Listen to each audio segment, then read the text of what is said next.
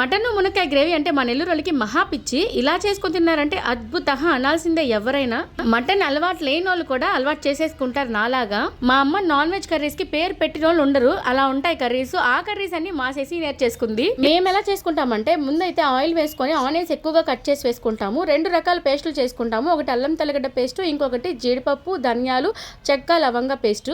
Onions బాగా వేగిన తర్వాత టమాటో వేసుకొని అల్లం తెల్లగడ్డ పేస్ట్ వేసుకొని పేస్ట్ పచ్చివాసన పోయేంత వరకు వేయించుకొని అందులో పసుపు, మునక్కాయలు వేసుకొని కాసేపు వేయించుకోవాలి.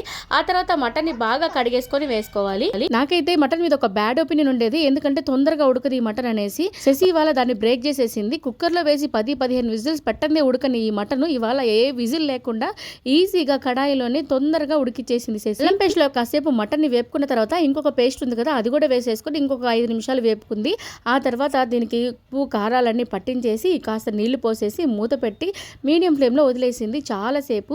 అంటే ఒక 15 నిమిషాల వరకు. మటన్ అయితే చాలా మెత్తగా ఉడికిపోయింది. ఆల్రెడీ మంచి మసాలాలు అయితే వేసాం కాబట్టి లాస్ట్ లో కొద్దిగా 1 స్పూన్ గరం మసాలా వేసుకుంటే సరిపోతుంది.